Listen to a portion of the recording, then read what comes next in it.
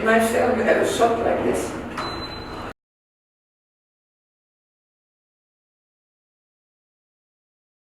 I started my studies with anthropology. Then I went to Africa and I did some field work, like 1 year and a half. And then I came back and I changed my road. I love this, but I felt for me it was difficult to be away for so long from here, like 1.5 years. And I did not really see my life doing that for the whole time. And I only was interested in field work. So I changed and I worked a little bit in the film archive. And then I followed up in a distribution company, which I did for 20 years.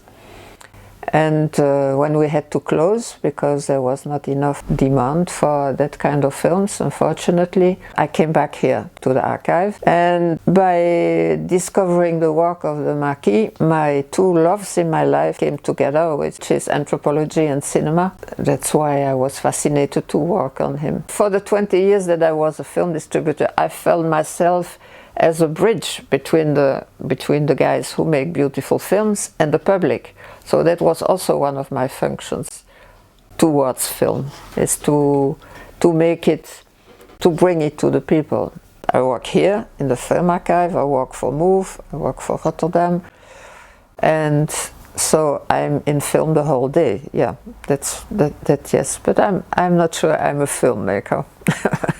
When I came back to archive, my work was to describe films, Belgian films, all before 1960, because they were not described, many of them, and if they are described and put keywords on them, they become accessible to the public. So I started that, and after a while came one of the Marquis films on my desk, and which was In the Land of the Scalp, which by the way is his most beautiful film.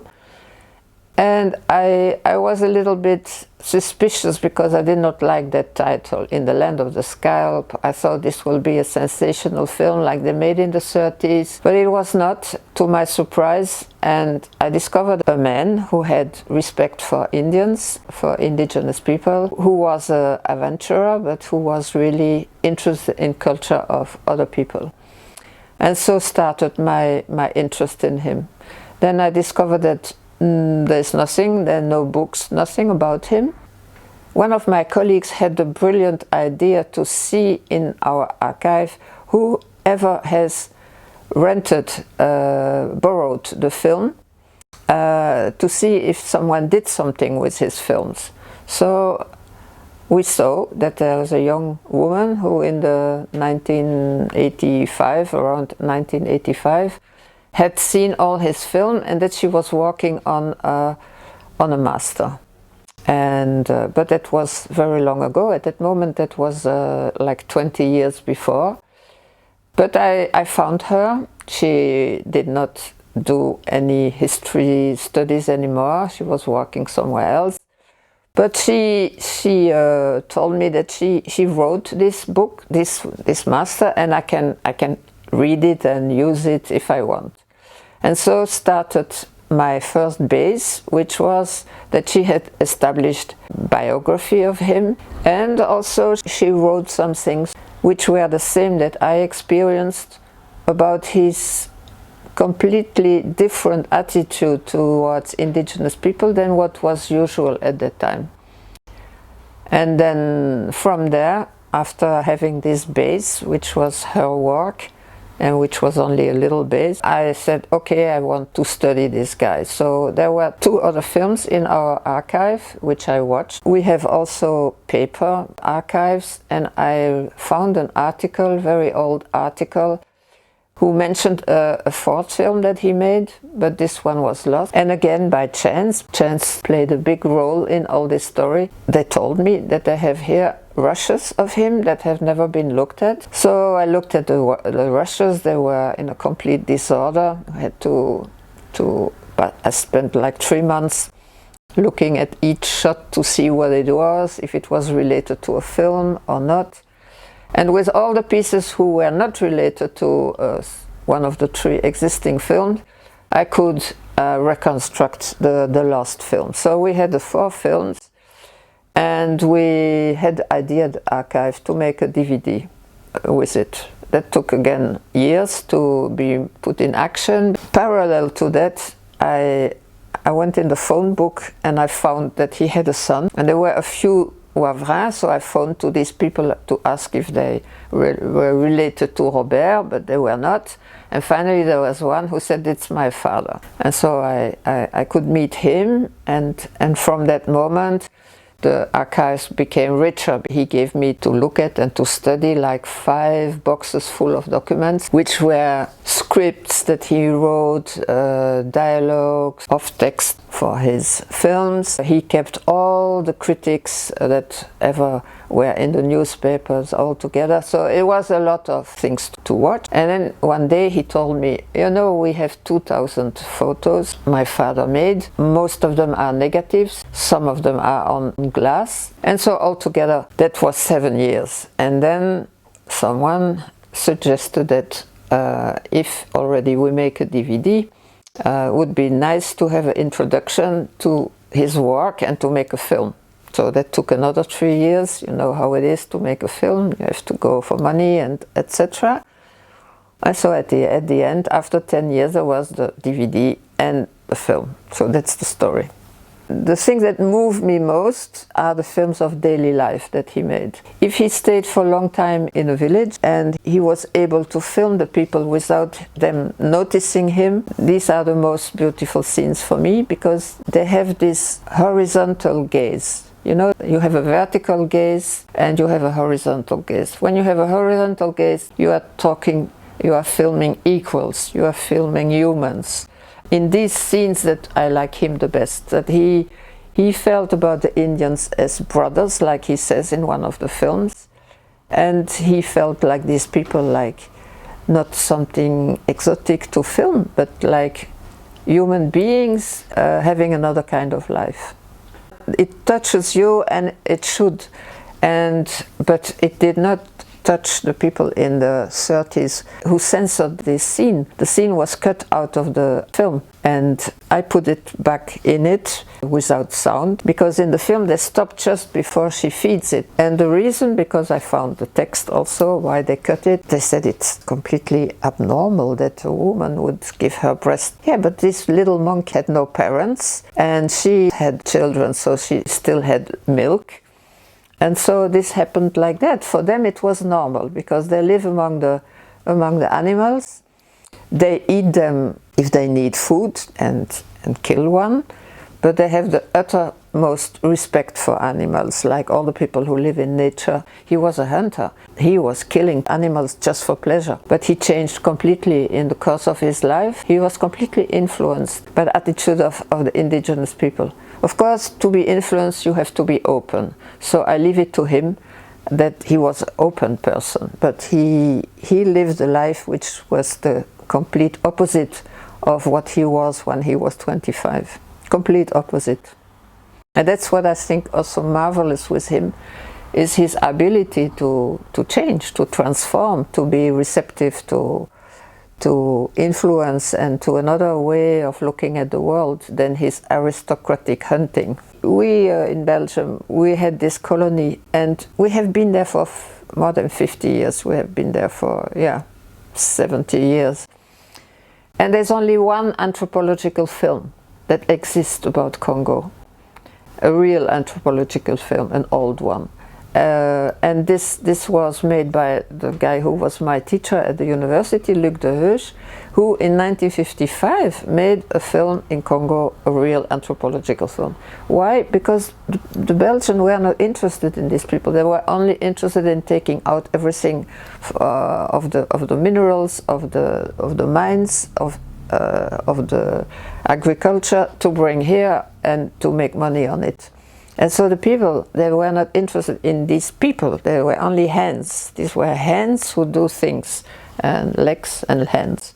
So where Marquis has this complete opposite attitude. It cannot be stressed enough that it's so unusual. Belgium, to our shame, already we had a very bad experience in 1897 when there was a universal exhibition here in Tervuren, and they made also a village. 20 people were ill and 7 died of the cold. 7 of these people who were on exhibit, they have their grave next to the church in Tervuren. So that was not enough. In 58 we do this again. There we have this section Belgian Congo, because it still was Belgian, and we again do the thing with the village. But it did not last long, because I think the 3rd or the 4th day, children were throwing bananas on them, like if they were monkeys. And so they said, now it's enough, and we go away, we don't stay here. But it's 58, and I'm speaking about Marquis in the 30s, so you can see the difference of attitude. I have already been once to Colombia, and I'm going back in 2 months. And there's real interest for the archives, for the value of these films that he made, or value of all these photos that he has about indigenous people like nearly 100 years ago. And also, for example, the films will be presented in Paris in September at the Fondation Seydoux, and the film went also to 20 festivals all over Europe and some in South America. Lately I was in Lisbon, and there were like 25 students who watched the film, because it was in the section anthropology that was the presentation. They were all with big eyes, like, we didn't know that this existed, we didn't know what beautiful, how he was filming. People see it. You don't have to know so much of the context to see it. People see it. He was an anthropologist, he learned a lot, and he read the books of this time. He is like a collector of rites and customs. He saw them, he described them, and he puts them together, which, by the way, is very precious today, because some people who work now with the indigenous people, they look what he wrote to see what is still living and what has disappeared in their daily lives because of influence, because of moving out of the forest and all this. He's like a collector of descriptions. He does not go really into analytical work. That was not his thing. He said it, that it's not his thing. But as a collection and description of how these people lived and what were their beliefs and what were their way of doing everything, like what they do for birth, what they do for marriage, what they do for funeral. It's all in the books, and it covers like 5 or 6 countries, like hundreds of tribes. He's interesting, but he, as an anthropologist, purely as an anthropologist, he is like the people of his time. He has nothing special. As a visual anthropologist, he's absolutely special. I'm writing with a colleague, I'm writing an article about him to try to appreciate him scientifically. We want to publish this article at the end of the year, and we hope that it takes interest in him. For the moment, there are already two studies about him since I made the film. There is one that has been made by a young woman, like her final work, about studying his photos, and there is one now that will start soon about the collection of all the artifacts that he brought to Paris, to Musée Quai Branly. Many of them were not identified properly, and now with his films, who are available because the DVD is there, they can identify some of the objects that they had through the film. So it lives its life. When we decided that we would put music in the film, we had a meeting with the musician, and I explained what kind of moods there should be in the film, how I see the Marquis musically. And so he said there should be melancholic scenes, there should be lyrical scenes, music, and there should be something with movement, because he is an explorer and he walks into the jungle. And then there should be abstract music, because not all the music has to express something. He worked on pilots, and then the editor, he started to put them on the scenes that we selected to be with the music. For example, there was this long scene with the birds who fly, and so he shot this quite beautiful scene of the birds flying, and there we tried the lyrical, and it worked. What he wrote was longer than what we had made, so we put some more images and interaction. That sometimes the music is beautiful and you want to keep it, and you put more images, and sometimes he had to prolong what he has written. But there are also scenes who just have, for example, the scene with the butterflies, which is visually very beautiful. I think it has electronic music, because music doesn't have always to express something. It can be just abstract also, and work as a contrast with the image. So it was a very, for me, very interesting thing to work with a musician. At the end of my film, I took all kind of sentences that Marquis wrote when he was in his 70s, thinking back of his life. So it has a very melancholic sound to it, what he writes, and the music is very melancholic too. So these two came together there. But sometimes it's just contrast. The image and the music do not always have to say the same. Sometimes it's interesting not to do it, and sometimes it is. It depends. And I think the music is a very big part of the film.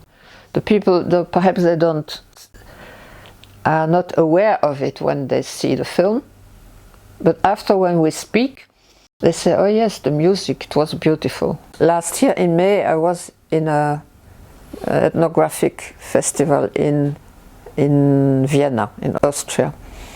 And there I met a young Colombian filmmaker who had made a film about a person, and this person appeared to be the son of a good friend of the Marquis. So it was very strange. The good friend of the Marquis, probably one of his best friends. The image is the one of the DVD. The cover of the DVD, you see Marquis with a big, beautiful Indian. One of his later sons that he had very late in his life was living in Colombia. So of course, I established contact with him, and I learned that he was a filmmaker. He is an indigenous filmmaker. Through him and through the producer of these films, I was aware about this big movement now in South America, where the indigenous people are making films themselves. No more films made about them, but now they have the camera, they learned everything, the technology, and they're making film themselves. So in September I'm going to a festival of only indigenous films, and I want to study this phenomena to completely understand it, how it was born, what the aims are, is it only documentary or the feature also, and of this will result if I make a new project or not. I don't know. Right now I don't know, but I am going to Colombia, I will know afterwards.